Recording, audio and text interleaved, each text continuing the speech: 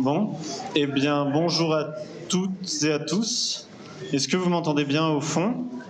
Ça va? Eh bien, bonjour à tout le monde. Merci d'être venu presque remplir cette salle au complet pour cette deuxième table ronde de l'après-midi dans cette salle qui vise à présenter les travaux d'Alter Capitae. Peut-être un peu pour cadrer un peu la rencontre, je m'assois si ça vous dérange pas. Pour cadrer un peu la discussion aujourd'hui, comme vous avez pu le voir, on parle de décroissance aujourd'hui, et sûrement comme vous avez pu l'entendre dans toutes les tables rondes ici ou même dans la salle des fêtes, la décroissance, ça nous sert un peu de refuge intellectuel et d'abri pour penser une société émancipée des logiques capitalistes et qui respecte les limites planétaires. Il y a une question qu'on a voulu se poser dans cette table ronde, c'est à quel moment cette pensée globale rentre en confrontation avec le réel, et en particulier à l'échelle locale. Quand on se pose cette question de l'impact local justement de cette décroissance globale, on en arrive vite à se questionner sur l'organisation, la gouvernance de cette décroissance à l'échelle territoriale. Donc c'est un peu ça qu'on a voulu interroger ici, et on rencontre très rapidement la notion de communalisme ou de municipalisme, qui est globalement un synonyme qu'on va revisiter aujourd'hui, et on va faire un peu ce lien au fil de cette table ronde, de la décroissance dans son acception globale jusqu'au communalisme en tant que mode de gouvernance, mode d'organisation démocratique locale. Pour parler de ça aujourd'hui, du coup, j'ai la chance d'avoir trois intervenantes et intervenants aujourd'hui. Donc, Johanna, juste à côté de moi, qui est engagée chez Alter Capitae depuis 1 an. Bonjour, Johanna. Et merci d'être là aujourd'hui. Tu es, du coup, en plus d'être engagée au sein d'Alter Capitae, tu es ingénieur environnement dans l'aménagement du territoire. On a aussi du coup avec nous Elio Possoz, qui est du coup écrivain, auteur, notamment d'un livre qui s'appelle Les mains vides, dont on va parler aujourd'hui, qui ressemble à ça, et qui est par ailleurs en vente à la librairie juste à côté. Merci d'être avec nous, Elio. Et on accueille en troisième Cécile Gintrac. Tu es géographe et tu as également écrit un livre récemment, publié avec l'Institut La Boétie, qui s'appelle Pour un nouveau communalisme, qui ressemble à ça, et qui est aussi disponible à la librairie là-bas à l'accueil. Sans plus attendre, on va rentrer donc dans cette discussion, peut-être en commençant par les travaux que fait Alter Capitae sur l'échelon communal. Et peut-être, Johanna, on va pouvoir te demander déjà d'où ça vient ce travail à l'échelon du territoire chez Alter Capitae. Oui, vous m'entendez bien aussi au fond. Il reste encore 2-3 places si jamais vous avez envie de vous mettre devant.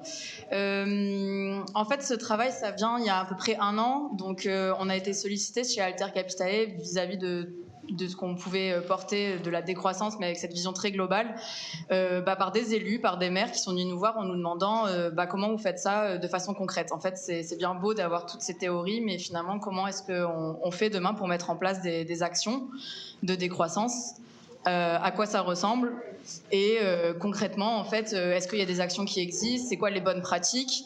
Et en fait, on s'est aussi aperçu qu'il y avait des élus qui voulaient pas porter la décroissance encore, un petit peu comme c'est un sujet qui peut être compliqué d'un point de vue politique, de dire voilà, moi j'ai mis en œuvre quelque chose qui ressemble à de la décroissance, ça peut être mal vu.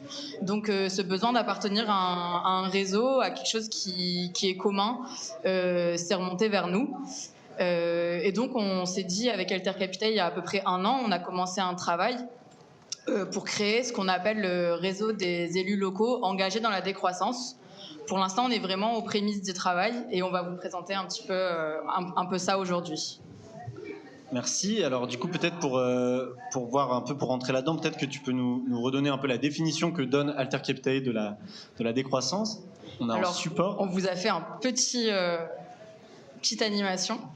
En fait, la question de la définition de la décroissance, elle nous a très vite paru nécessaire, mais pas que dans nos travaux. Les travaux que vous avez vus même avant ou ceux qui vont venir après avaient besoin d'une définition qui soit globale. Donc ce qu'on a fait, il y a à peu près 5-6 mois, on a travaillé tous ensemble chez Alter Capitae à définir la décroissance. On a sorti une note il y a 2 mois que vous pouvez retrouver assez facilement sur ce qu'on entend par la décroissance d'un point de vue global. Donc c'était pas un petit chantier. Et nous, après, ce qu'on s'est dit, c'est on va partir de cette définition qui est globale et on va l'appliquer au territoire.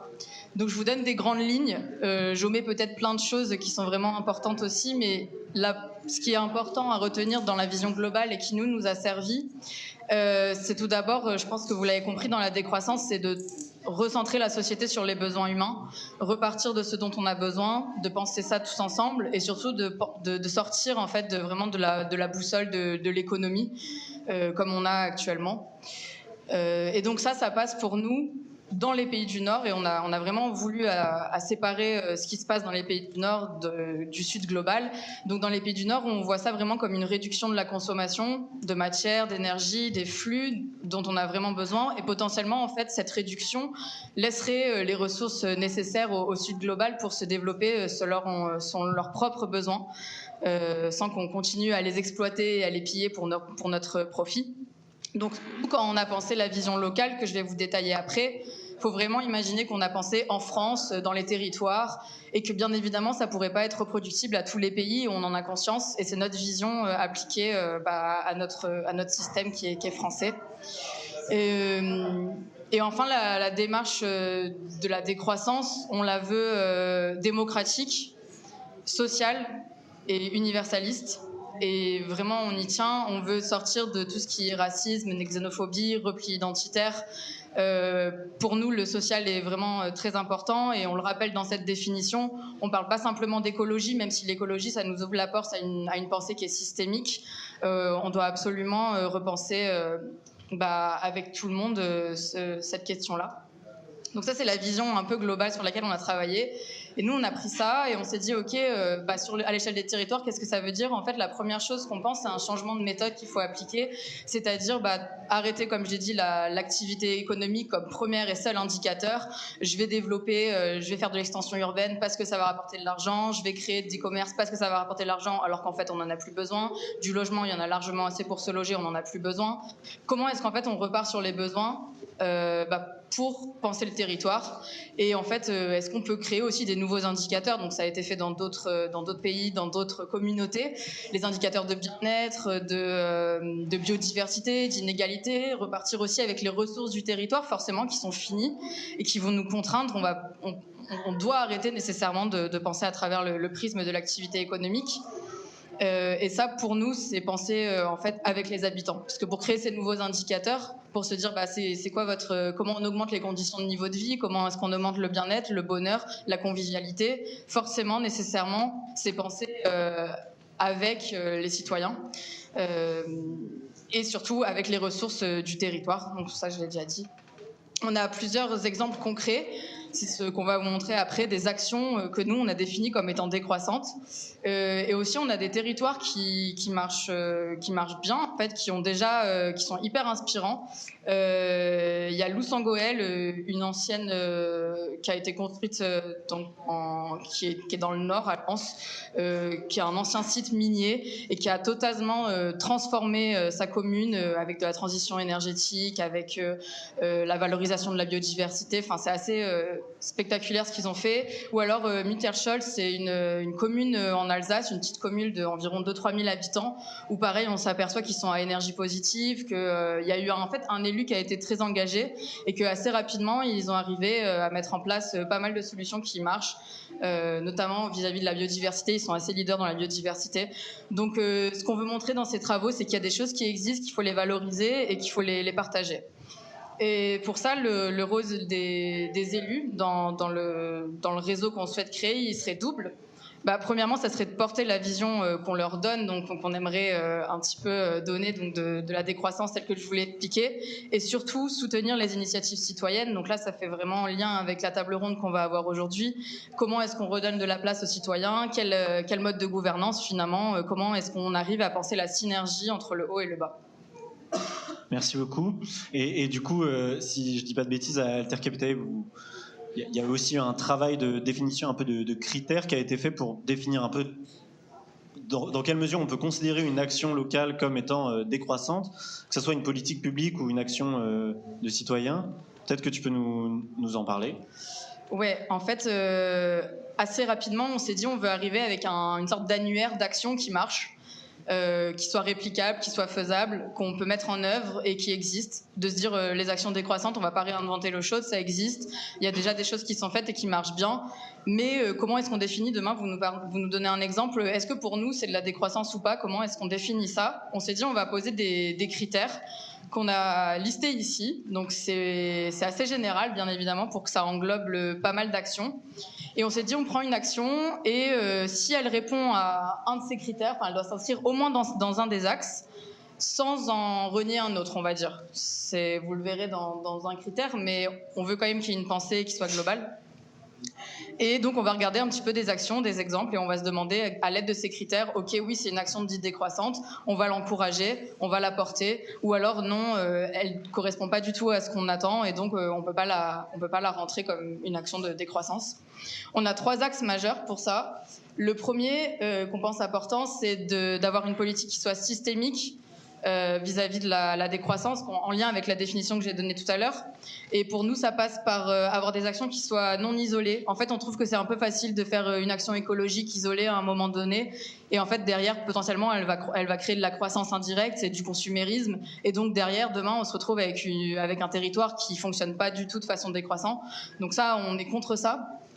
On veut favoriser aussi l'autonomie des territoires, donc tout ce qui est en lien avec la robustesse. Si vous connaissez Olivier Hamon qui en parle bien, de comment on fait pour affronter les chocs, pour s'améliorer, pour revenir à pas un état initial, mais à un état qui s'améliore de jour en jour.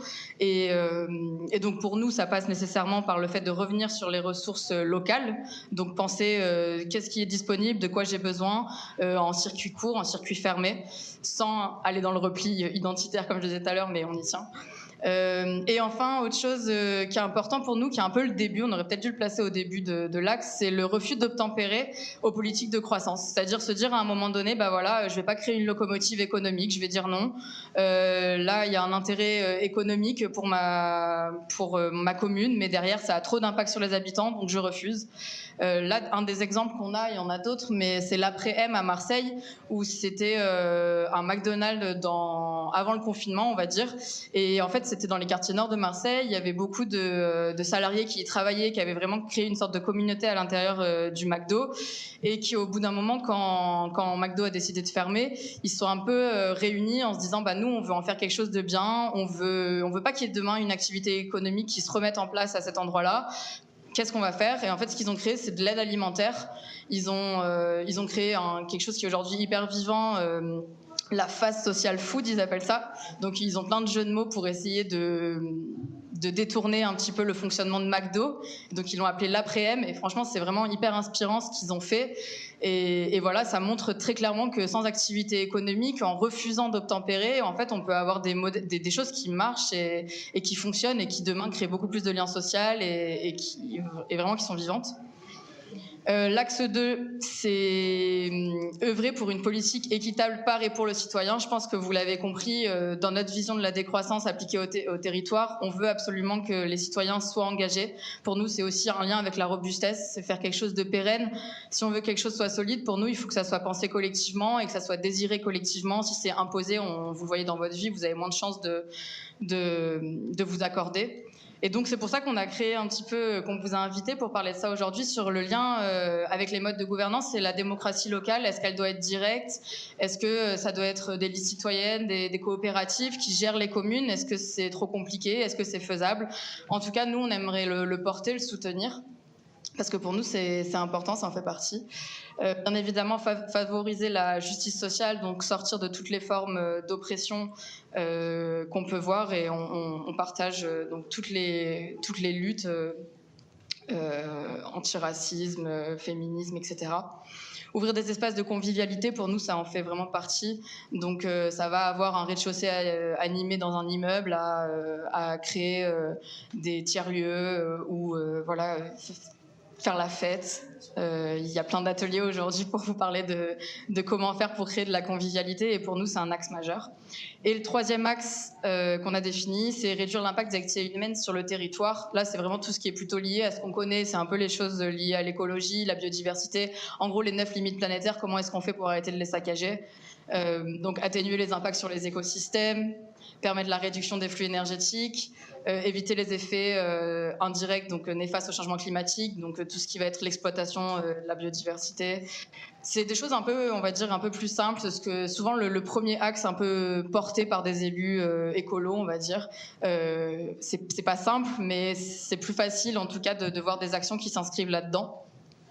Un des exemples, par exemple, c'est arrêter de rejeter les eaux à l'égout qui, demain, vont faire déborder la Seine et faire qu'on est en inondation, alors qu'en fait, il y a des facilités pour infiltrer les eaux dans les sols et régénérer le cycle de l'eau. Donc, c'est juste un exemple, il y en a des tonnes. Voilà. Et donc, grâce à ça, on arrive un petit peu à se dire si une action, pour nous, elle fait partie de la décroissance ou pas. Trop bien. Donc, merci pour ce panorama global. Et du coup, on voit bien, ça a été mis en gras. Du coup, sur quel axe on va un peu orienter la discussion aujourd'hui? Parce qu'on peut considérer aussi que les autres axes ont été mis en discussion dans d'autres tables rondes aujourd'hui. Peut-être, du coup, dernière question à partir de ce travail porté par Alter Capitae. Maintenant, on va où? C'est quoi les prochaines étapes du coup de cette grille de critères maintenant qui a été mise en place? Voilà, ouais. C'est pour aller où?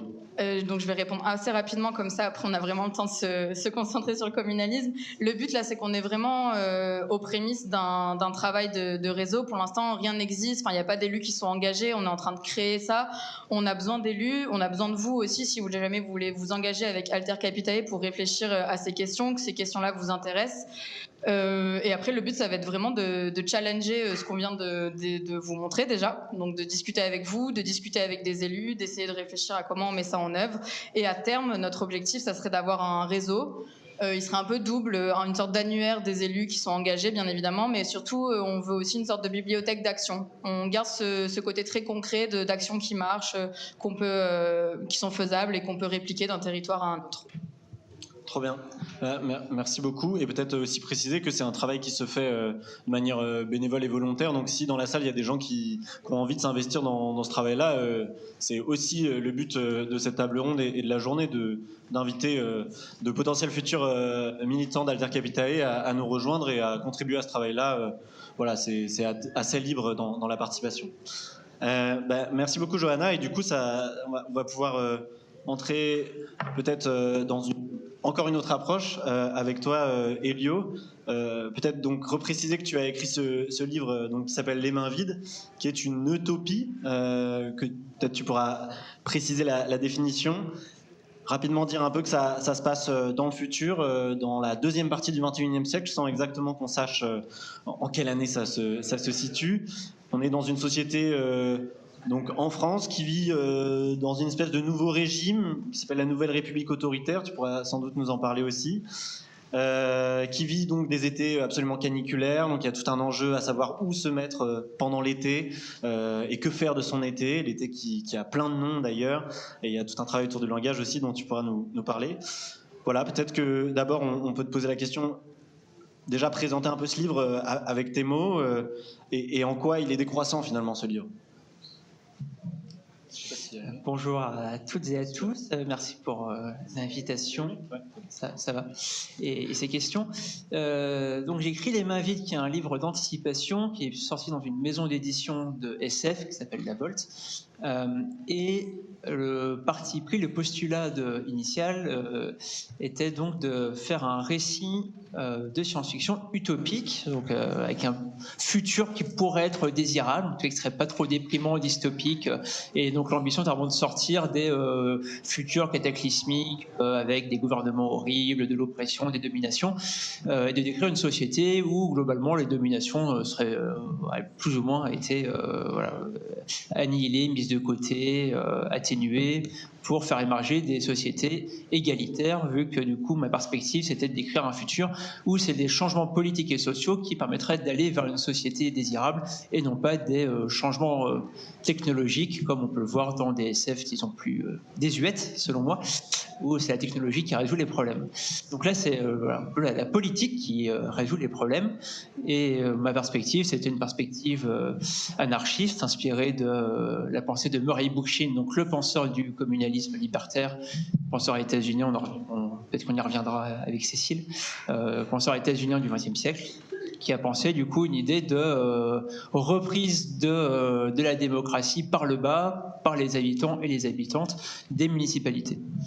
Et donc j'ai un peu tiré le fil, j'avais l'idée de faire une société sans pétrole, donc radicalement décroissante. En fait, dès que vous enlevez le pétrole de votre équation, tout d'un coup, je vois pas trop comment vous échappez à la décroissance. Donc une société décroissante, mais pas de récession. Distinguo classique quand on parle de décroissance. Donc la récession, c'est quand c'est subi. La décroissance, c'est en gros vous choisissez votre chemin pour vous émanciper de tout un tas de contraintes technologiques et énergétiques. Et donc ce qui m'a fait arriver à cette société de la fin du XXIe siècle, où on est à plus de 2 degrés et quelques de réchauffement, donc il y a plein de choses qui ne vont pas, mais les sociétés ont pu s'adapter. Et mon personnage se retrouve juste avant la saison de l'été, des canicules terribles qui empêchent les gens de vraiment voyager, parce que voyager à 50 degrés en extérieur, c'est compliqué. Et donc mon personnage prend son vélo et, suite à une rupture amoureuse, ne voulant pas passer l'été avec son ex, parcourt les routes de France à la recherche d'un endroit où atterrir. Et peut-être que tu peux préciser, parce que donc ce personnage, il va d'endroit en endroit, de lieu autogéré à lieu autogéré, qu'on appelle des communas. C'est quoi en fait une communa dans cette société-là? Qu'est-ce que ça veut dire? Comment ça fonctionne? Comment elles sont organisées entre elles?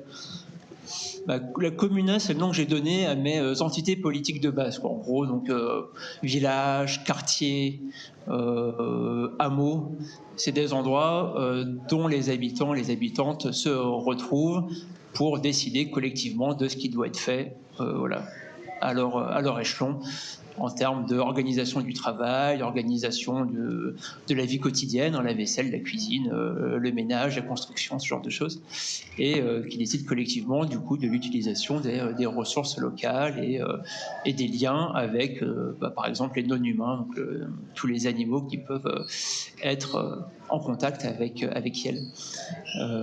Et mes communas, quand je me situe dans une perspective du coup de municipalisme libertaire, mes communas sont reliées entre elles en système confédéraliste. Et donc il y a j'imagine, différents échelons de mise en discussion où, par exemple, dans votre communa, vous allez désigner quelqu'un pour aller à l'assemblée de l'intercommuna où vous discuterez des problématiques à l'échelon d'un bassin versant de rivière, par exemple, où il y aura des choses à discuter sur l'usage de la rivière, sur par exemple, l'usage des ressources, des travaux qui doivent être mis en commun à l'échelle de l'intercommunalité, en quelque sorte.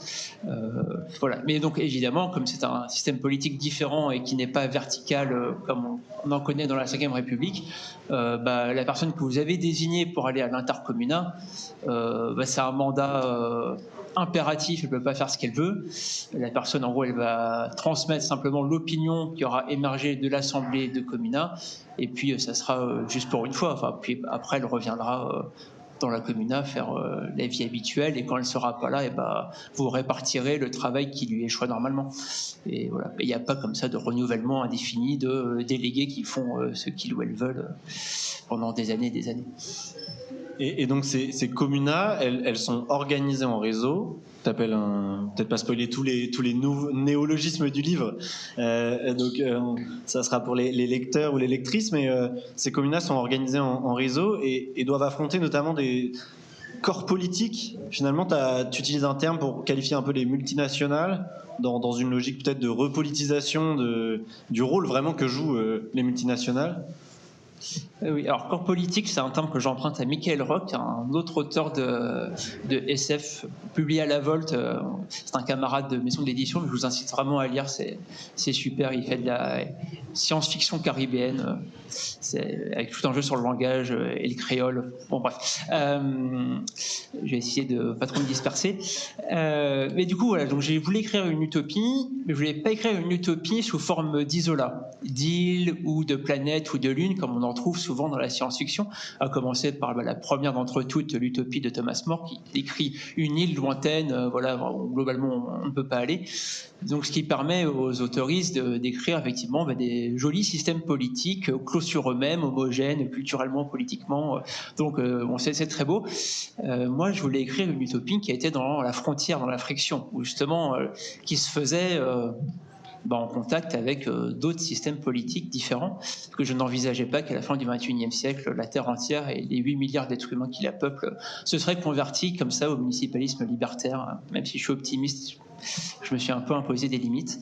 Donc j'imaginais que mes sociétés anarchistes devaient côtoyer, donc composer avec d'autres systèmes politiques, notamment héritiers de ceux qu'on connaît actuellement, c'est-à-dire des systèmes inégalitaires et verticaux, à commencer par, j'ai imaginé une héritière de la Ve République, et puis une héritière de systèmes capitalistes dans tout ce qu'ils peuvent avoir d'extrêmement brutaux, et donc dominés par des mégacorporations que j'ai appelées des corps politiques, en reprenant le terme de Michael.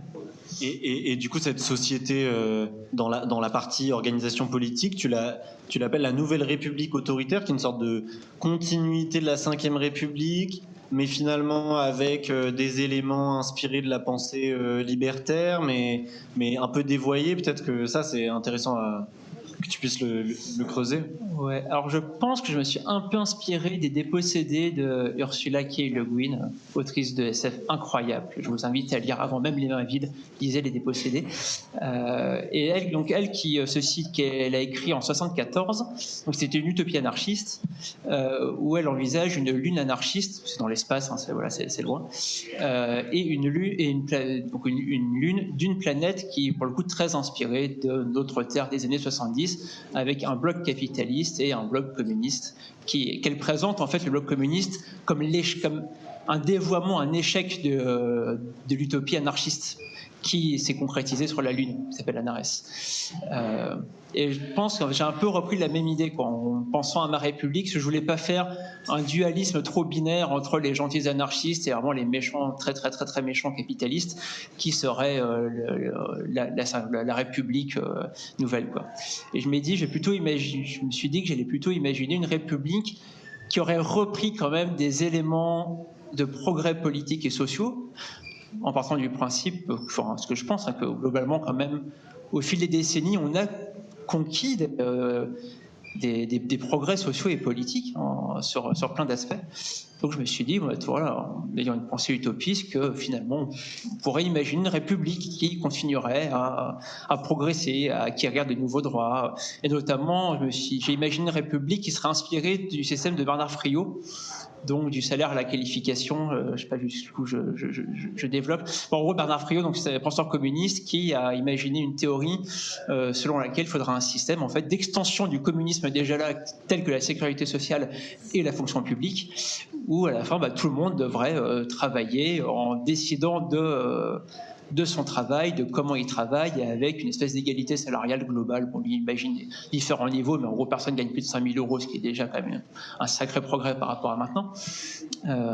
Et donc, j'ai imaginé que ma République se serait inspirée de Bernard Friot, mais en oubliant le côté délibération, autogestion du travail à l'échelon local, ce qui est pensé par Friot, et en gardant des décisions verticales et descendantes, quoi, donc avec un pouvoir autoritaire, donc ce qui ferait une espèce de syncrétisme bizarre et malsain dans mon roman, d'une république, où avec des moments de communisme, mais avec aussi des moments d'autoritarisme qui se mélangent.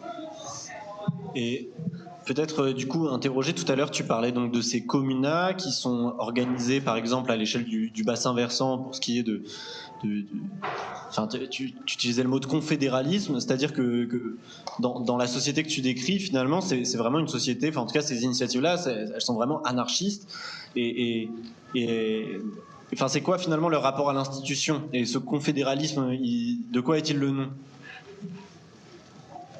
Oula. Peut-être définir en fait cette notion, ce que tu entends aussi derrière confédéralisme. Ce que j'entends par confédéralisme, c'est vraiment la mise en réseau, et c'est un peu ce que tu disais durant ta présentation, Johanna, la mise en réseau de bassins très locaux qui permettent d'éviter un repli sur soi identitaire, et qui permettent d'envisager aussi vraiment ce qu'est l'écologie, c'est-à-dire la pensée des interdépendances et des mises en réseau de fait, qui font que la vie fonctionne comme elle fonctionne. Je parlais d'Isola, nous ne sommes pas des Isola, nous fonctionnons en réseau avec plein d'éléments d'autres humains ou de choses non humaines. Et donc le confédéralisme, en reprenant la pensée de Murray Bookchin, a cette vocation de se penser comme interdépendant, et donc comme nécessitant obligatoirement des discussions avec d'autres que soi, et donc d'autres communautés, mais liées, et ça c'est ma confédération anarchiste, liées par des valeurs communes quand même, et qu'on ne va pas non plus se mettre complètement en confédération avec des capitalistes ou des républicains autoritaires qui vont esclavagiser des migrants ou être dans des postures patriarcales ou ce genre de choses. Il y a un rapport du coup assez hostile dans cette idée, dans ce communalisme-là, assez hostile à l'État finalement. Enfin, quel est le rapport du coup à l'institution? Finalement, c'est un communalisme qui se veut très anarchiste et très anti-État. Je pense qu'il faut, oui. Si on entend l'État comme ce qu'on l'entend généralement et comme on le connaît actuellement, c'est un confédéralisme qui est tout à fait anti-étatique. Mais ceci dit, je pense beaucoup qu'il y a un point de vigilance sur ce qu'on entend par anarchie, ce qu'on peut mettre dans l'anarchie, comme justement c'est contre l'État, contre les institutions, et tout le monde fait ce qu'il veut, alors que c'est pas du tout ça l'idée. Il y a plein de courants anarchistes. Et Murray Bookchin s'est dit anarchiste, après il s'est dit mais non, les anarchistes sont trop individualistes, alors je ne me considère plus comme anarchiste. On peut pinailler, mais là globalement l'idée c'est d'imaginer un anarchiste qui accepte l'idée d'institution, et Bookchin d'ailleurs insiste beaucoup là-dessus dans ses écrits, sur l'idée qu'il faut accepter l'idée, de discuter avec l'idée du pouvoir. Et qu'est-ce qu'on fait du pouvoir? Et à un moment, il faut prendre des décisions collectivement, quoi. On ne peut pas juste dire tout le monde fait ce qu'il veut. Et donc, moi, j'imagine des institutions, certes, mais des institutions qui sont très pensées et très régulées pour qu'elles dégénèrent le moins possible en prise de pouvoir individuelle, ou des personnes sachantes, ou des personnes ayant des appétits de pouvoir. Et là, je m'inspire de systèmes politiques qui, a priori, existent déjà et ont existé, où il y a une vigilance collective au fait de ne pas donner de pouvoir et de responsabilité aux gens qui les cherchent activement. Parce que si des gens cherchent activement le pouvoir et la responsabilité, c'est, comme dirait Jacques Rancière, pas la crème de l'humanité, quoi, vous voyez. Merci. Du coup, on reviendra et on confrontera du coup cette notion notamment de confédéralisme avec toi, Cécile, juste après. Peut-être aussi, on n'a pas précisé que c'était un roman, ce livre, et non pas un essai. Et du coup, quand même, on en a parlé notamment ce matin dans la salle des fêtes, la question du rôle de l'imaginaire, de ce travail que tu fais et que les éditions de La Volte font en général de réinvention des imaginaires. C'est quoi le but? C'est de préparer les esprits pour qu'on se familiarise avec une société comme ça. Peut-être, voilà. Je ne sais pas comment tu peux nous parler de ce travail à investir sur les imaginaires pour qu'une société de la décroissance soit potentiellement imaginable, familière et moins utopique, justement. Oui, c'est vrai que La Volte se situe vraiment dans une perspective de décrire des utopies et assume effectivement de dire on se bat pour les imaginaires et contre des imaginaires qu'on juge néfastes et non désirables, notamment technophiles, les imaginaires de la domination, du héros mâle salvateur qui va avoir des gros flingues pour sauver le monde. Voilà, ça c'est pas trop notre cas, mais on a plutôt tendance à dire qu'il faut proposer d'autres choses. Je vous invite à aller lire la théorie manifeste de la fiction panier de Ursula K. Le Guin sur terrestre.org. Je n'ai peut-être pas le temps de trop développer, mais vraiment sur d'autres récits possibles, au récit du mal dominant avec des gros flingues. Et Damasio, l'esprit tutélaire de La Volte en quelque sorte, ce qui est un peu à l'origine de la maison d'édition, Alain Damasio parle des imaginaires qui pré-scénarisent des comportements, et moi j'y crois assez, au fait que si on n'a pas en tête ce qui est possible, et du coup on considère que ce n'est pas possible, et là on retombe dans le piège du There is no alternative de Margaret Thatcher, qui nous emprisonne sans cesse dans cette idée que point de salut hors du capitalisme, ou même point de monde hors du capitalisme, alors que si, des mondes, il y en a eu plein, il y en a plein, et il y en aura plein, et du coup, voilà, c'est-à-dire que plus on les décrit, et plus on en écrit, et plus on peut dire que c'est possible. Merci. Donc, je rappelle que ce livre de pré-scénarisation de la décroissance est disponible là-bas à la librairie, et aussi que tu seras disponible pour éventuellement signer des petits autographes juste après la conférence. Tout à fait. Peut-être pour faire la transition avec Cécile et entrer dans le communalisme plus en dedans, tu as eu à titre perso une expérience dans la vraie vie, cette fois-ci dans le monde réel, dans le présent. T'as eu, même dans le passé, tu as eu une expérience municipaliste à Montpellier. Est-ce que tu peux nous en parler rapidement ? Ouais, donc j'ai été à Nous Sommes, un mouvement municipaliste qui s'est fondé en 2018, je crois, pour préparer les élections de 2020 à Montpellier. Donc très rapidement, Montpellier, donc c'est quand même une assez grosse ville du sud de la France, qui est dominée par le PS depuis 50 ans, enfin depuis toujours à notre échelle, quoi. Donc il y a Georges Frêche qui était le maire emblématique de Montpellier, il est décédé, et en fait du coup il y a des mini Georges Frêche qui ont pris le relais voilà, au fil des élections.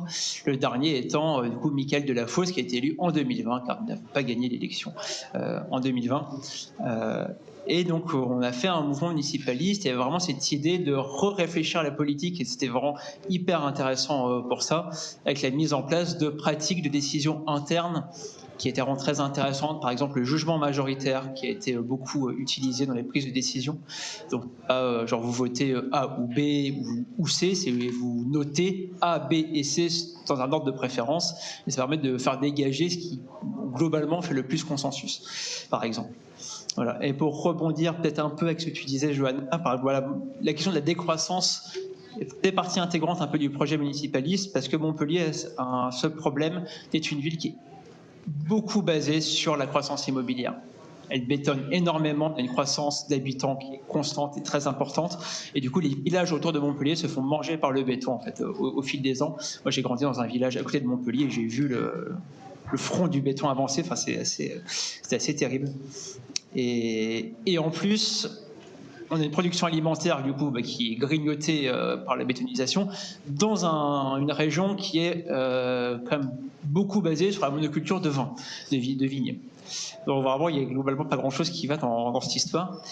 Donc les vignes ont beaucoup de pesticides, et dans une région qui est considérée comme semi-aride, je crois, actuellement. Il y a globalement très peu d'eau, et quand il pleut beaucoup d'un coup. Donc si vous bétonnez, ça ruisselle. Enfin, voilà. Donc vraiment des grosses choses à repenser sur l'écosystème à Montpellier, et du coup la décroissance est une approche intéressante pour ça, pour dire non, il faut arrêter la tendance actuelle qui est prônée par le PS, hein, clairement, et faut repenser ça avec les habitants, évidemment, et les habitantes. Super, merci beaucoup, et ça fait un lien parfait, déjà parce qu'on va parler communalisme et municipalisme avec toi, Cécile, mais aussi parce que d'ailleurs vous parlez de Montpellier dans le livre, je crois. Peut-être qu'on peut reprendre par ça, ou peut-être si tu as quelque chose à dire là-dessus, ou alors du coup te poser la question sur cet échelon du coup de la commune que vous utilisez donc dans le livre comme échelon majeur enjeu voilà, c'est un échelon selon vous à repolitiser complètement. Oui, alors, merci, bonjour à toutes et à tous. Je sais pas si, est-ce que je vois que les gens se lèvent. Je peux me lever ou c'est pas, voilà. Bon, je vais peut-être me lever, ça serait peut-être plus agréable pour certains d'entre vous qui sont un peu plus. Et d'ailleurs, il reste des places devant encore s'il y a des gens qui sont debout. Donc oui, alors tout à fait. En fait, là, on a parlé à la fois de fiction, de pré-scénarisation. On a parlé aussi de certaines initiatives. Tu parlais de l'après-m à Marseille. Bon, le fait est qu'il y a dans 4 mois des élections municipales. Donc il y a un enjeu en fait tout à fait concret, très important, qui se joue devant nous, et c'est une opportunité, je dirais un levier important qui se réalise dans 4 mois en fait. Voilà, c'est ça. Donc l'idée, ça a été justement de réfléchir à cet échelon et de ce qu'on en fait. Donc je crois que malheureusement ta pré-scénarisation n'arrivera pas complètement d'ici 4 mois. je le souhaiterais, hein, j'en serais très heureuse. Mais dans 4 mois, en fait, on va devoir décider d'un certain nombre de choses. Donc l'idée, dans les municipales, c'est souvent que très vite se mettent en place des listes municipales avec effectivement parfois une réflexion sur les modalités de prise de décision et des constats de fond, mais il y a très vite une sorte de recherche de la mesure phare ou de ce qui ferait mouche auprès des électeurs. dans une perspective électoraliste qui est normalement, enfin qui est naturelle. Hein. Et souvent, il manque une sorte de réflexion globale. Donc nous, à l'Institut La Boétie, on a essayé de proposer un peu une réflexion globale, donc c'est pour un nouveau communalisme. Donc c'est ce livre. Avant qu'on entre vraiment dans la phase de pure recherche dans chaque commune des mesures qui pourraient convenir. Donc d'avoir une réflexion globale. Ça suppose effectivement d'avoir, comme on le disait, une part de constat. Le constat est le suivant pour nous dans ce livre. Nous sommes dans un monde capitaliste, ça tout le monde est au courant, néolibéral, qui, en fait, ce que tu décris comme un État à la fois autoritaire, qui a quelques données sociales et qui essaye en fait effectivement qui s'inscrit dans une forme de privatisation aussi, ça existe déjà, ça c'est ce qui me semble être l'État néolibéral, c'est-à-dire la conjugaison d'une forme de progression du marché privé et en même temps d'un État qui garantit aussi ce marché privé avec parfois des formes relativement autoritaires et d'absence de démocratie réelle. Voilà, je pense qu'on y est. Je ne veux pas être complètement pessimiste, mais je pense qu'on est à peu près dans cette phase-là. Donc, partant de ce constat, il a fallu d'abord établir ce constat et bien distinguer ce qu'on pourrait appeler le municipalisme de la décentralisation. La décentralisation actuelle, c'est une forme de dépossession de l'échelon communal au profit notamment de l'intercommunalité qui est souvent conçue comme un échelon technique de démocratie indirecte où les habitants ne perçoivent pas forcément les enjeux et ça paraît assez éloigné. Et pourtant, quand on y réfléchit en termes d'écologie, il y a souvent les transports, les réseaux d'eau, la question des déchets, bref, en fait, tout ce qui correspond vraiment, l'énergie. Donc tout ce qui correspond à ce qui pourrait fonctionner sur la décroissance a été délégué dans une institution de démocratie indirecte où les habitants sont relativement exclus, n'ont pas accès au débat. Enfin moi personnellement, des fois je suis des conseils territoriaux, mais il faut être extrêmement motivé. Les décisions échappent complètement aux habitants et donc on en est là. Donc le constat, il est là, et l'idée est de dire en fait les communes restent l'échelon en France où une forme de démocratie, y compris d'écologie populaire, est possible et en même temps assez importante pour sortir de l'initiative purement individuelle ou communautaire qui est importante et toutes les expérimentations sont bonnes, mais il faut, si on veut actionner un levier politique, il y a bien des échelons qui existent qui ne sont pas d'ailleurs, on va voir, dénués d'histoire. Et ces échelons, il faut s'en saisir. Voilà. Et donc, considérant que dans 4 mois, nous avons une élection, on se dit comment on se saisit de cet échelon. Voilà, c'est ça le projet avec le livre. Merci. Du coup, tu l'as un peu introduit. Ça a une histoire, finalement. C'est pas nouveau de parler de politisation, de reprise de pouvoir à l'échelon communal. Je sais pas, on a cité Bookchin et municipalisme, qui est encore une fois plus ou moins le synonyme de communalisme. Est-ce que là, tu veux nous en dire un mot de d'où ça vient finalement et comment vous vous positionnez avec cette historique? Oui, alors bon, je sais que quand on a utilisé le terme de communalisme, je me suis dit qu'on allait avoir certainement des personnes qui vont dire mais non, mais c'est pas exactement du communalisme parce que c'est pas forcément un projet libertaire de confédération, enfin de confédéralisme tel qu'a été conçu par Bookchin. Mais néanmoins, moi, je considère que des expériences communalistes ou municipalistes, en fait, c'est quasiment l'essence de la démocratie, et y compris de la nôtre. Je rappelle que le terme de commune, il vient de la période médiévale, où en fait, on prêtait un serment commun pour faire face aux seigneurs et acquérir des droits. Ça, c'est la première étape, 11e, 12e siècle, jusqu'à même Étienne Marcel, le prévôt de Paris, là où on se place actuellement, même géographiquement, qui a carrément lancé une sorte de révolution municipale en 1358, si je ne me trompe pas, 1348. Bon, bref, c'est à 10 ans près. Et puis évidemment, la Révolution française s'est appuyée sur les communes, ce qui était censé être l'échelon de la souveraineté nationale, au bon sens du terme.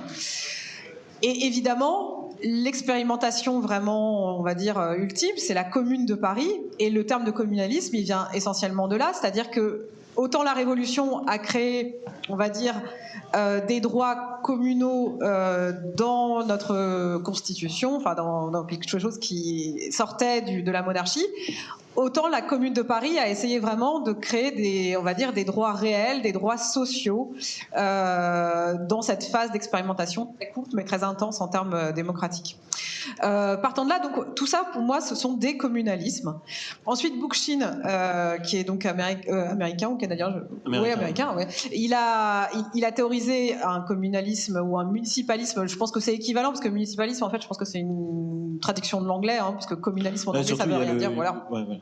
Il y a le munus, le commun, communaliste, c'est la même racine, donc oui, c'est une sorte de traduction. Mais Bookchin, effectivement, ce qui est intéressant chez Bookchin, c'est que c'est pas juste un communalisme anarchiste libertaire, parce qu'effectivement, comme tu le disais, il y a cette idée quand même de sortir c'est aussi une critique de l'anarchisme individuel pour promouvoir une liberté sociale et quand même une forme de collectivisme que nous on préconise aussi. C'est-à-dire que la commune, c'est effectivement aussi le commun et les communs, conçus comme ce qui sort du marché pour être mis en commun pour défendre la valeur d'usage d'une ressource ou d'un service.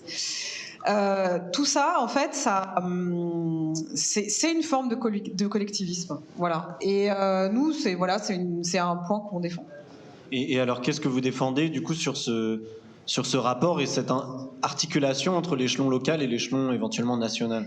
Oui, alors là l'idée c'est aussi donc dans ce communalisme c'est un communalisme qui s'articule à l'échelon national dans le sens où on revendique l'idée d'une révolution citoyenne qui partirait des communes, notamment par le gouvernement des besoins, c'est-à-dire que c'est à l'échelon communal par exemple dans une forme de planification écologique qui est nécessaire. On parlait des énergies fossiles par exemple tout à l'heure dans l'idée de préfiguration d'un monde sans énergie fossile.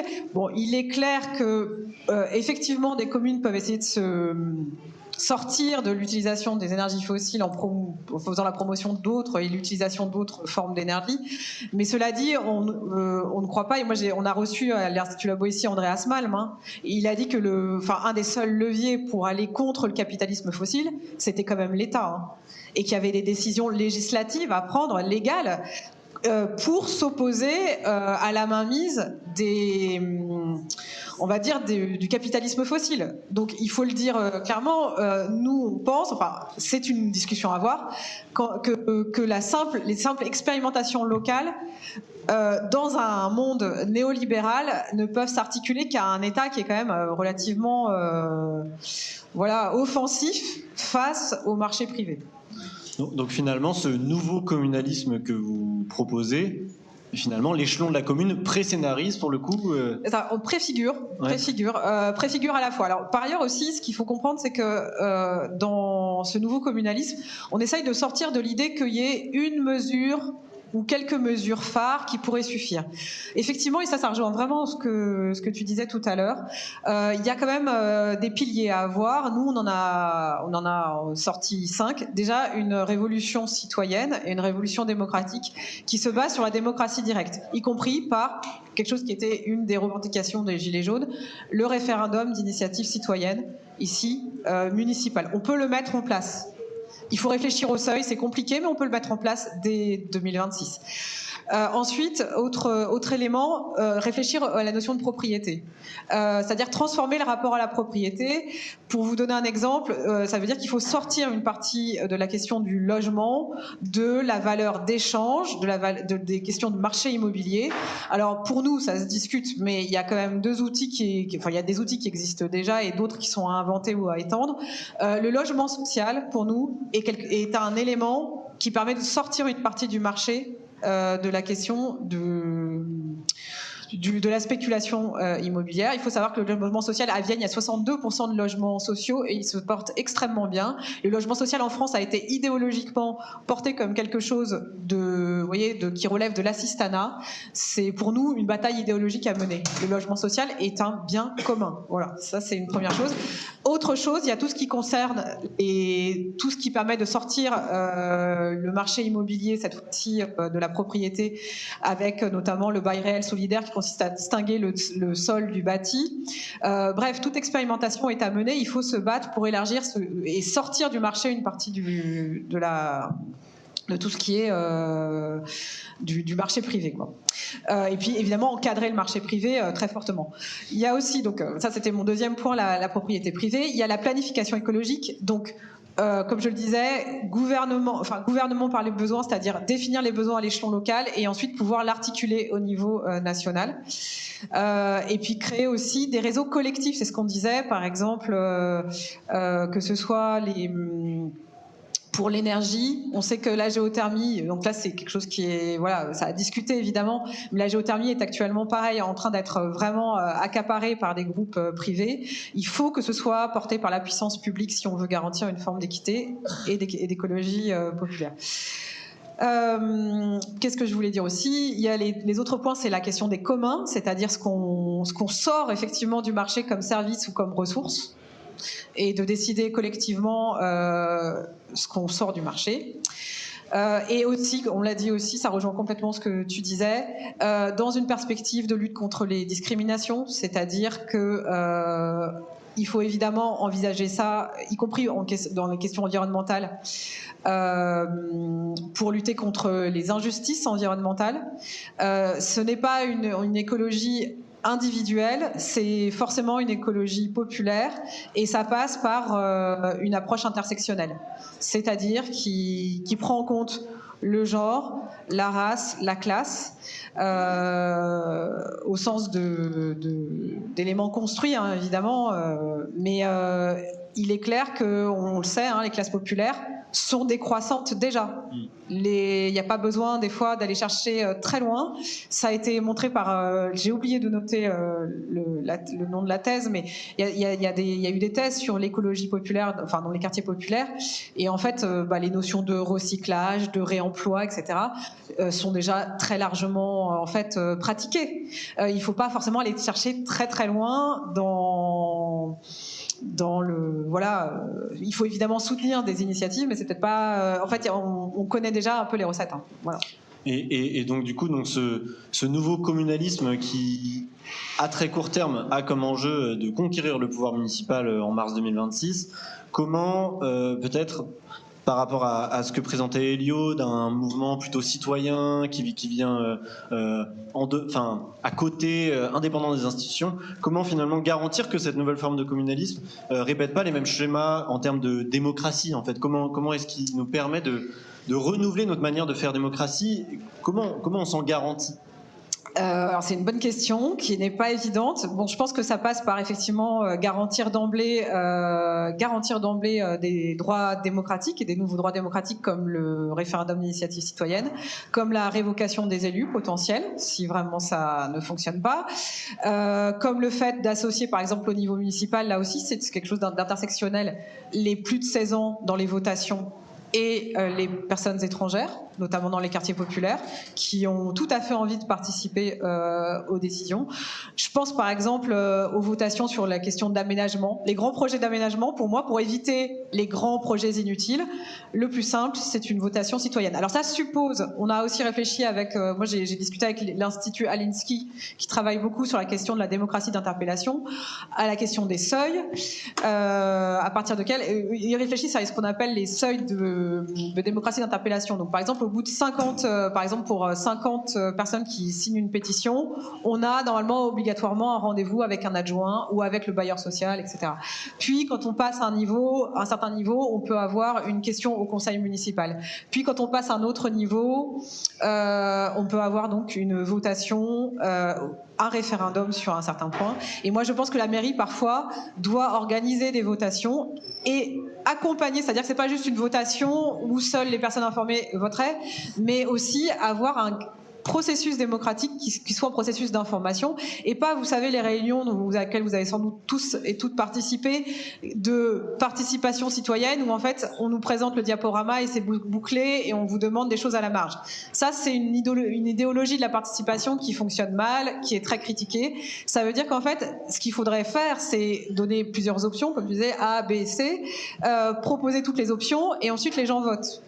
Je vous donne un exemple, ça peut être fait, hein, même y compris dans les projets en rue. Il y a des habitants qui ont parfois, avec des associations, imposé même des référendums dans certains quartiers en disant est-ce qu'on détruit ou est-ce qu'on ne détruit pas. Je pense par exemple, voyez, là ça c'est un autre exemple de décroissance. Vous savez que la politique de la ville, donc les projets qu'on appelle en rue, qui concernent les quartiers populaires, consistent essentiellement au nom de la mixité sociale, de détruire des bâtiments. L'ADEME a montré que c'était une catastrophe écologique. Hein. C'est-à-dire qu'en gros, plutôt que de détruire, y compris il y a des architectes très connus, Vacaton et Lassalle, qui ont proposé des rénovations de bâtis qui sont exceptionnelles, avec à la fois une amélioration du bâti et une amélioration écologique, parce que quand vous détruisez et que vous reconstruisez, en fait, c'est en termes écologiques catastrophique. Et en plus, ça détruit du logement social. Donc finalement, ça ne fonctionne pas, quoi. D'où le fait que les habitants parfois se soient levés contre cette rénovation qui est pourtant a priori très utile et que vont mettre de l'argent dans les quartiers prioritaires. Et ils ont parfois voté très très massivement pour ne pas détruire un bâtiment. Et j'allais dire quasiment intuitivement, ils ont bien compris que la destruction d'un bâtiment n'avait aucun sens. Donc voilà. Merci beaucoup Cécile et donc peut-être pour conclure donc ce bouquin pour un nouveau communalisme qui détaille un peu plus dans le fond et exactement cette nouvelle forme, cette nouvelle proposition en fait communaliste et notamment très concrètement pour les élections municipales qui ont lieu dans moins de 6 mois. Peut-être qu'on peut passer à une phase de questions-réponses. Avec la salle, on a 15 minutes. Je ne sais pas s'il y en a qui veulent poser des questions. Je peux y aller. C'est à vous les questions. Merci beaucoup, bonjour. Moi je m'appelle Camille, je suis moi-même conseillère municipale et en pleine réflexion sur le fait de me représenter. Et je parlais cette semaine avec mon maire sur du coup les enjeux écologiques, le fait que c'est des choses qu'on a envie de porter, souvent les maires les premiers, mais que vous n'êtes pas sans savoir qu'il n'y a pas de budget et que ça devient compliqué de juste se dire comment on fait quand on sait que le budget conditionne aussi les moyens humains, les agents, etc., qu'on peut mettre à disposition sur certains projets. Et en fait, on se dit, mais quelle est la marche à suivre ? Je vous regarde vous en particulier parce que je suis arrivée un peu en retard, donc je vous ai plutôt écouté vous. Mais on se pose des questions sur, ok, on a envie d'y aller, mais est-ce que c'est pas juste mission impossible ? Et est-ce que vous auriez des leviers à évoquer ? Et simplement peut-être un petit retour, du coup, en tant qu'élu municipal, moi je trouve un peu difficile d'avoir tout le temps beaucoup de références à l'échelle nationale et en fait c'est aussi un petit peu ce que j'ai encore eu le sentiment là d'entendre, c'est finalement on parle de communalisme mais quasiment à chaque fois on en vient à des décisions nationales sur ce qu'on nous permet de faire à l'échelle de la commune et Dieu sait qu'on n'a plus beaucoup de choses entre les mains à l'échelle de la commune. Voilà, merci. Je ne sais pas si vous voulez réagir directement. Je me permets. Ce que votre question m'évoque, c'est quelque chose qui m'est cher, c'est en fait les actions des habitants et des habitantes, la reprise de pouvoir par les coopératives à l'échelon local, pour ce qui pose évidemment plein de problèmes, parce que on est tous très occupés par la famille, le travail, les problématiques d'argent, etc. Mais on peut quand même avoir des actions, je pense, en mobilisant un peu de temps libre pour tenir des coopératives alimentaires, par exemple. La sécurité sociale de l'alimentation, c'est quelque chose qui peut être fait. Voilà, à l'échelon très par définition à l'échelon très local. On t'entend plus, je ne sais pas s'il y a eu un petit sujet. Peut-être prendre l'autre micro. Allô ?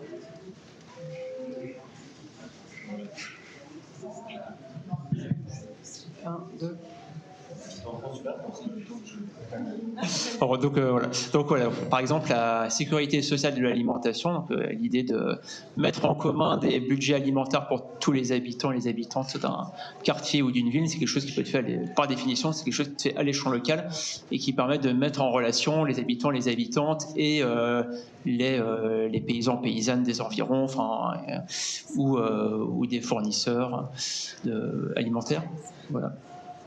Par exemple. Cécile, est-ce que tu veux intervenir là-dessus ? Oui, le contexte est déprimant, hein, d'autant que là, on est quand même on ne sait pas si ce budget va passer, mais il y a moins 5 milliards. Hein, donc, bon, voilà, c'est sur les collectivités. Donc, évidemment, la marge de manœuvre il y a la marge de manœuvre est compliquée, quoi, à trouver. Cela dit, alors, je dirais que là, c'est une forme aussi de fédéralisme, c'est-à-dire que si plusieurs communes adoptent, en tout cas, cette démarche, l'idée est aussi d'aller un petit peu à l'offensive, hein, et de dire, en fait, nous avons besoin de moyens, et donc de le faire savoir collectivement, dans une forme de plainte collective et politique, hein, de bien rappeler que les communes assurent la base des services publics quotidiens, qu'elles assurent le logement social, qu'elles assurent un certain nombre de services qui sont vraiment écologiques et de défense, gèrent des ressources écologiques, et qu'il y a des moyens à aller chercher. Donc bon, ça c'est pas forcément évident, mais ça veut dire que c'est un horizon quand même à porter déjà. En tout cas, d'avoir cette ambition collective de défendre ça. Il y a aussi parfois, mais alors peut-être que c'est pas, il faudra qu'on en discute peut-être plus longuement, mais il y a aussi quand même des choix à faire des fois dans certaines communes. On sait aussi que parfois les maires ou les élus essayent de suivre aussi parfois des tendances, y compris de communication. Il y a peut-être des dépenses qui sont quand même il faut peut-être resserrer certaines dépenses, ce qui est notre essentiel. Donc voilà les points évidents. Mais c'est sûr qu'il y a une bataille à mener pour défendre en fait le rôle des communes. Et justement dans cette idée de faire passer beaucoup de compétences à l'intercommunalité, ou qui en fait donc dans une sorte de gouvernance un peu insaisissable, on en perd en fait l'essentiel de ce que portent les communes. Et moi je pense qu'il faut aller au combat en fait. Mais je dis pas qu'il y a garantie de résultat, parce que c'est pas évident en ce moment. Voilà.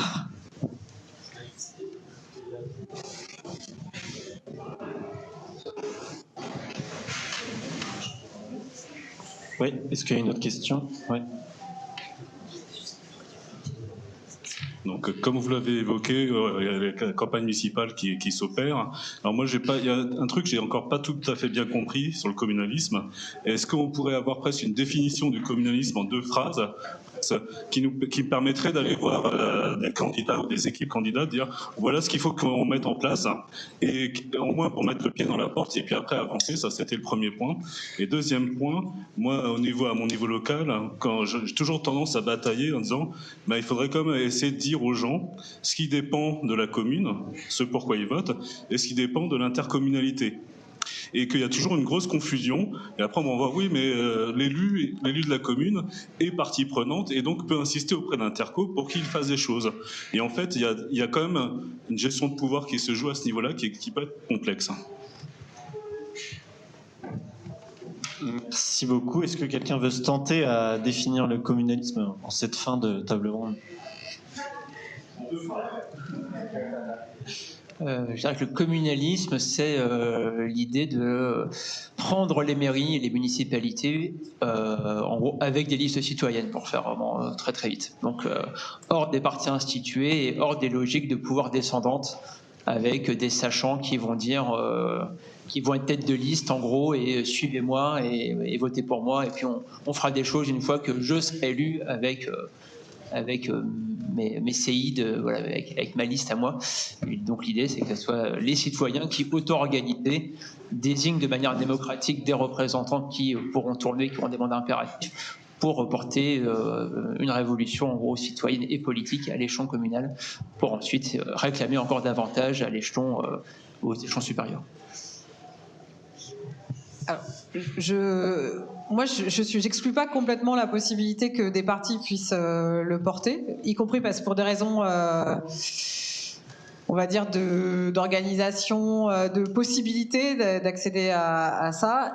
De manière générale, je dirais que le communalisme, c'est un projet politique qui a pour projet quand même de favoriser la démocratie directe au maximum, et un projet d'émancipation, et je dirais même de sortie, ou en tout cas de sortie des logiques néolibérales privées. Enfin, en tout cas, à ce jour, je veux dire, à ce jour-là, en ce moment, ce serait démocratie directe, sortir tout ce qui peut l'être d'une sorte de marché privé, et je sais plus ce que j'ai dit, mais voilà, pour l'essentiel. Ce serait ça. Après, effectivement, ça peut être porté par des listes citoyennes parce qu'effectivement, il y a cette volonté-là. Il y a quelques partis qui sont aussi susceptibles de porter ce genre de... Voilà, pas tous, hein. On est d'accord, on sait lesquels ne sont pas dedans, je pense. Je ne dirai rien, mais je resterai une neutralité totale. Mais vous savez qu'il y a certains partis qui ne porteront jamais un projet communaliste. Voilà. Et il y a eu pas mal de communes en 2026 qui ont vu du coup des listes citoyennes municipalistes se créer, et ensuite des partis sont venus les soutenir parce que c'était assez peu crédible de proposer des trucs alternatifs en face, quoi. Et, voilà. Oui, nous sommes, on était à partisans, mais des partis ont soutenu nous sommes aux élections, je précise. Est-ce qu'il y a une autre question, peut-être, si on peut alterner homme-femme, s'il y a des femmes qui veulent poser une question maintenant. Oui. Bonjour. Si, mais si je parle fort, ça va. Moi, je voulais revenir un peu sur la question du logement. Je sais que Johanna t'en a parlé au début. Tu as dit qu'il y avait largement assez de logements pour tout le monde. Et par exemple, quand on est à Paris, on voit qu'il y a plein de logements vides, mais qu'il y a plein de gens à la rue. Je sais qu'il y a des villages qui sont plus en milieu rural, qui se dépeuplent, et des endroits là où il manque de logements. Comment le communalisme arrive à gérer cette perspective de nombre de personnes qui veulent habiter sur un endroit et l'habitation pour tous à un niveau acceptable? C'est une très bonne question. À l'heure actuelle, il y a environ 12%, je crois, de logements qui sont vacants en France, donc c'est énorme. Et en fait, pour moi, je pense qu'à l'échelle des communes, j'aurais pas trop la solution. Au contraire, j'ai l'impression que c'est plutôt à une échelle globale qu'il faut repenser les territoires et leurs attractivités, vu qu'il y a des territoires qui sont en déclin et forcément, il va y avoir de la plus grande vacance. Après, à l'échelle de la commune aussi, c'est de repenser les locations immobilières. Je pense qu'il y a beaucoup de choses qui peuvent être faites à l'échelle de la commune, mais d'avoir une vision globale de ce qui se passe sur le territoire et de où sont les pôles d'attractivité et comment est-ce qu'on peut orienter entre guillemets des flux avec l'existant. Je pense que c'est une des premières choses majeures à faire. Potentiellement, c'est pas quelque chose de communaliste. Et voilà, le premier indicateur qui me vient sur les communes, c'est peut-être la location immobilière. Non, moi je pense que les communes ont un rôle, et les intercommunalités, parce qu'effectivement souvent c'est quand même aussi très lié, mais ça, bon, déjà il y a effectivement comme je le disais, le logement social, qui est une solution qu'on a tendance à négliger, mais qui est réelle. Il y a aussi les projets d'aménagement. Je rappelle que quand on fait du bureau, ou quand on a fait énormément de bureaux et que maintenant on se retrouve avec sur les bras des milliers de mètres carrés de bureaux dont on ne sait plus trop quoi faire avec du fait du télétravail. Il y a des communes qui ont été complètement construites en bureaux. Je crois que près de la Défense, je crois que c'est Puteaux qui est dans une situation un peu catastrophique. Donc là, il y a des défis quand même à relever et qui vont se poser très concrètement et très rapidement. Il faut évidemment une réglementation et l'application de la réglementation. L'encadrement, par exemple, des loyers, c'est une solution. Encore faut-il qu'il soit appliqué. Il faut savoir que c'est le préfet qui est en charge de tout ça. Il n'y a que Paris qui est capable, en fait, qui a les moyens, la commune de Paris qui a les moyens financiers d'avoir un suivi. Et qui peut éventuellement accompagner les personnes qui font des démarches pour l'encadrement des loyers. Mais en fait, l'encadrement des loyers, c'est une mesure qui est expérimentale et qui doit normalement cesser en 2026.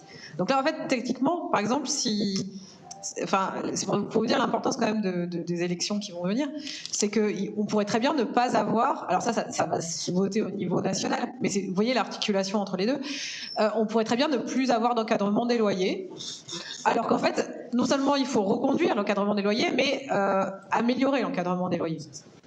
Donc en fait il y a des enjeux mais partout sur le logement, la question parfois d'une réquisition des logements, c'est assez rare, ça c'est plutôt le préfet qui le fait, mais les communes peuvent mettre à disposition des bâtiments, des terrains à l'État pour qu'elle loge les personnes. Je vous rappelle, là, il y a 3000 enfants à la rue. Enfin, en fait, c'est pas juste des questions.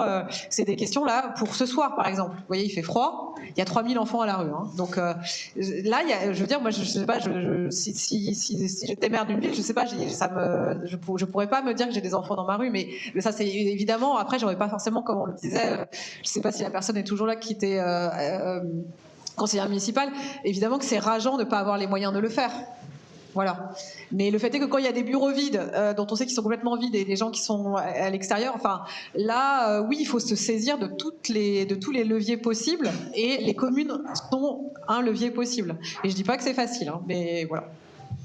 Ouais, je voulais juste rajouter 2-3 choses à l'échelle des communes aussi, donc pousser la rénovation énergétique forcément en avant les logements énergivores, aussi respecter la loi SRU, sur la taxe habitation également des logements secondaires, ça a été mis en œuvre, c'est quelque chose sur lequel on peut continuer, l'accueil d'urgence, donc l'urbanisme transitoire aussi, enfin je pense qu'il y a beaucoup de solutions à l'échelle de la commune, au final tout à l'heure j'en avais qu'une, mais là j'en ai plein qui me viennent en tête assez rapidement, de choses qu'on peut mettre en œuvre pour valoriser le logement. Tu parlais des bureaux. Aussi, aujourd'hui, il y a toute la question, quand on construit des bureaux neufs, de faire de la réversibilité des bureaux pour les penser directement convertibles en logement. Donc, il y a des choses quand même qui évoluent. Et en fait, ce que je disais tout à l'heure, il y a des choses qui existent. Il faut un peu savoir les valoriser. Et comme tu disais... il faut les continuer, les pérenniser et faire en sorte que les politiques des communes les portent. Merci beaucoup. Peut-être qu'on peut prendre une toute dernière question et après on va pouvoir passer à la table ronde suivante.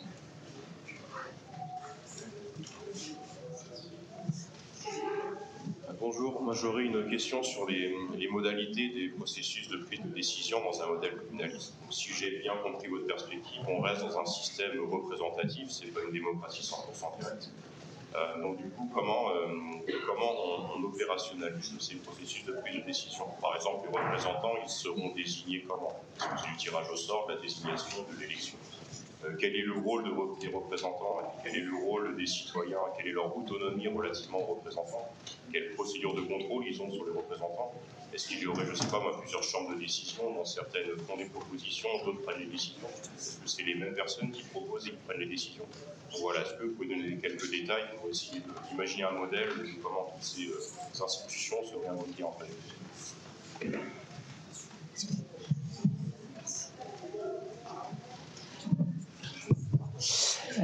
Alors moi, dans les mains vides, j'imagine plusieurs systèmes, parce que je ne considère pas qu'il y a un système qui est bon et parfait et les autres qui sont vraiment très très mauvais.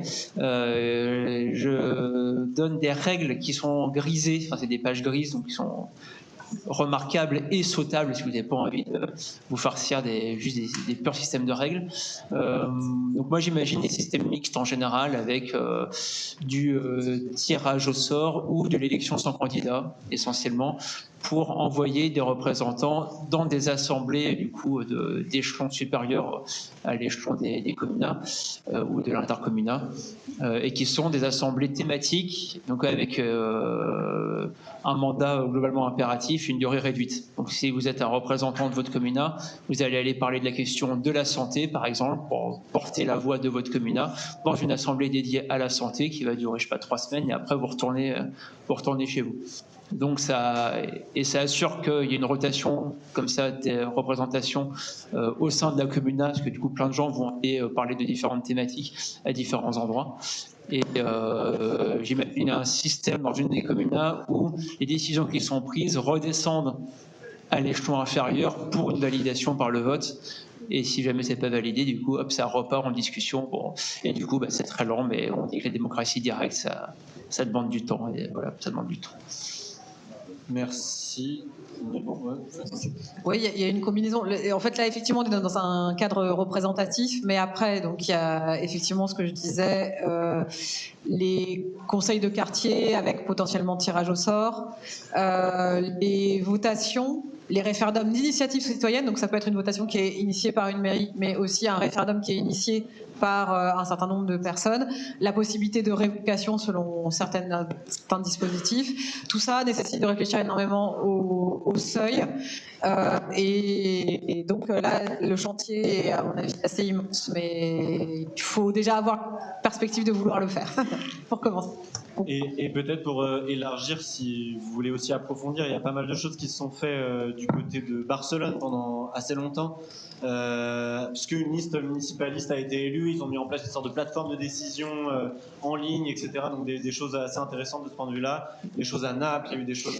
À Naples, par exemple, j'ai juste un petit point, il y a quelque chose qui est important parce qu'on pense souvent aux décisions de la mairie, mais par exemple, d'associer les usagers, ça a été fait dans le cas de... Alors, le cas de Naples, il est génial parce qu'en fait, non seulement ils ont fait un référendum d'initiative citoyenne pour remunicipaliser l'eau, et ensuite, le dispositif à Naples de cette régie publique, ça a été d'associer à la fois les associations de défense de l'environnement et les employés dans la gouvernance. Donc vous voyez qu'en fait, rien que ça, vous voyez, quand on a la volonté en fait d'associer à la fois les usagers, les employés, les agents, et de le faire sous format de référendum démocratique, en fait, concrètement, c'est pas juste utopiste en fait. C'est quelque chose qui a été fait en 2011 à Naples, qui, on le sait, n'est pas dans une configuration avec les dynamiques mafieuses la plus simple.